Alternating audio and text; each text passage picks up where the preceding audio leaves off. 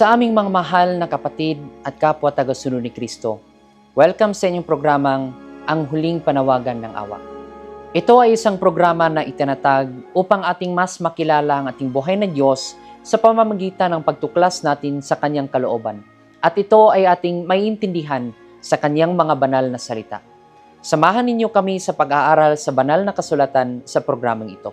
Sa pagsisimula ng ating pag-aaral, ating hilingin ang patnubay ng Panginoon sa pamamagitan ng pagdadasal. Aming mapagpala at mapagmahal na Diyos na may-ari ng aming mga hiram na buhay, kayo ay aming pinupuri at pinapasalamatan sa pagkakataong iyong ipinagkaloob upang aming patuloy na mapag-aralan ang iyong banal na salita, na magdadala sa amin sa pagkilala pa sa iyo bilang aming Diyos at tagapagligtas. Aming hinihiling na naway iyong buksan ang aming mga puso't isipan sa pagtanggap namin sa mga aral at aming maisabuhay ang mga ito. Nang sa gayon, sa aming pamumuhay dito sa libutan, ay makapagbigay kami ng kaluwalhatian sa iyong banal na harapan. Maraming salamat sa presensya ng aming mga tagapakinig at pagpalainawa ang bawat isa na kami ay mas maging malapit sa iyo. Patatagin ang aming mga pananampalataya. Kami nawa ay iyong patawarin at linisin mula sa aming mga karumihan at kasalanan na nagawa sa iyong banal na harapan. Ang lahat ng ito ay aming hinihiling at pinapasalamatan sa matamis na pangalan ni Kristo Jesus na aming tagapagligtas. Amen. Ating napag-aralan nung nakaraan na tayo ay namumuhay dito sa libutan na puno ng kasamaan, krimen, kaguluhan sa ating paligid, unsettled state of society, nations against nation, walang kasiguraduhan, at maging ang ating mga hinaharap na personal na mga problema na minsan ay nagdadala sa mga tao doon sa kawalan ng pag-asa. Ngunit dahil sa awa ng Diyos sa ating mga tao, tayo ay Kanyang binigyan ng pag-asa at kaginhawaan sa pamamagitan ng Kanyang mga salita. Kanyang mga pangako na ating mapanghahawakan upang ating maintindihan na ang lahat ng ito ay may katapusan. John chapter 14 verse 1 hanggang verse 3, "Let not your heart be troubled. Ye believe in God, believe also in me." Alam ng Diyos kung ano ang kalagayan natin dito sa libutan. Kaya nagbigay siya ng paalala na huwag nating pahintulutan na mabahala o maguluhan ang ating mga puso o isipan. At hindi ito mangyari o dadating sa atin kung ang ating mga pananampalataya ay nasa Panginoon lamang. Verse 2, "In my Father's house are many mansions. If it were not so, I would have told you, I go to prepare a place for you. And if I go and prepare a place for you, I will come again and receive you unto myself, that where I am, there ye may be also." Ang mundong ito ay hindi panghabang buhay. At ipinangako ni Kristo bago pa siya pumunta ng langit na may lugar na kanyang ihahanda para sa mga tao na nananampalataya at nagmamahal sa Diyos. May Diyos na babalik dito sa sanlibutan upang ibigay ang walang hanggang kapayapaan dahil sa kanyang presensya na hindi mahihiwalay sa atin. Revelation chapter 21 verse 4, "And God shall wipe away all tears from their eyes, and there shall be no more death, neither sorrow nor crying, neither shall there be any more pain, for the former things are passed away." Ito ang mga pangako ng Diyos na nagbibigay sa atin ng pag-asa sa gitna ng ating paghihirap. Ang mga bagay na ito na isinaad sa kanyang mga salita na wala ng pag-iyak, wala ng kamatayan, kalungkutan, sakit, at ang lahat ng mga bagay na ating napagdadaanan habang tayo ay andito pa sa libutan ay mawawala at matatapos na. At walang ibang panahon na ating makakamtan ang mga ito kung hindi doon lamang sa lugar na inihanda ng Diyos para sa mga malilitas. 2 John chapter 2 verse 25, "And this is the promise that He hath promised us, even eternal life." Kasama sa mga pangakong ito ang pagbibigay ng Diyos sa atin ng buhay na walang hanggan. Ngunit ang mga pangakong ito ay hindi lamang isang regalo galing sa Diyos, kung hindi ito din ay isang gantimpala. Kaya tayo na naghahangad sa mga bagay na ipinangako ng Diyos, ano ba ang nararapat na ating gawin? 1 John chapter 3 verse 2, "Beloved, now are we the sons of God, and it doth not yet appear what we shall be. But we know that when He shall appear, we shall be like Him, for we shall see Him as He is." Verse 3, "And every man that hath this hope, in Him purifieth himself, even as He is pure." Ang pag-asa natin sa kanyang mga pangako ang magdadala sa atin sa paglinis sa ating mga sarili mula sa lahat ng kasamaan, kasalanan na naging dahilan kung bakit tayo ay nangangailangan ng kaligtasan. Sa anong paraan ba na tayo ay magiging malinis sa harap ng ating Panginoong Diyos? Revelation chapter 1 verse 5.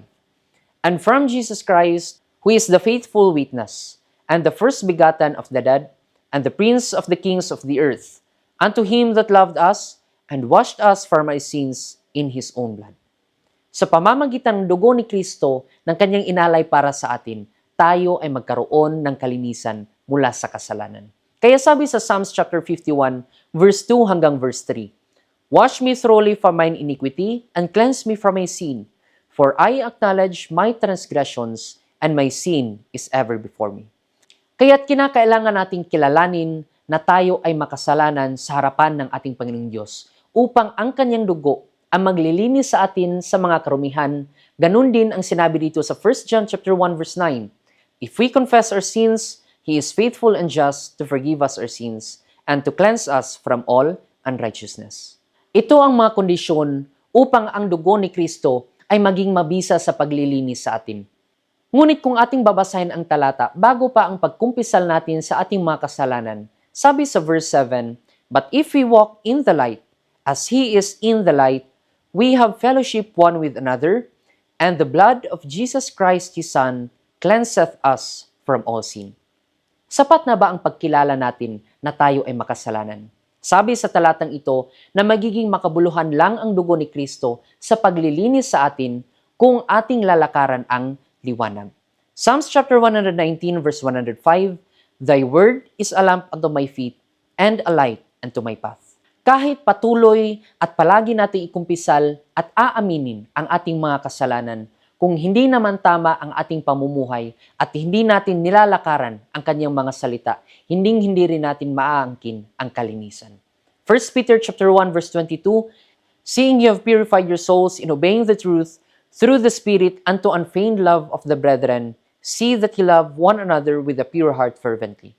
Kaya kung ating babalikan sa gitna ng kasamaan, kaguluhan, at sa lahat ng mga masasamang pangyayari sa sanlibutan ito, kinakailangan nating hanapin ang katotohanan, ang salita ng ating buhay na Diyos upang ating malakaran at maisabuhay.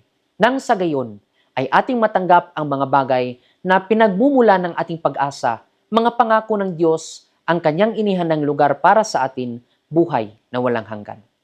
Acts chapter 3 verse 19, Repent ye therefore and be converted, that your sins may be blotted out when the times of refreshing shall come from the presence of the Lord.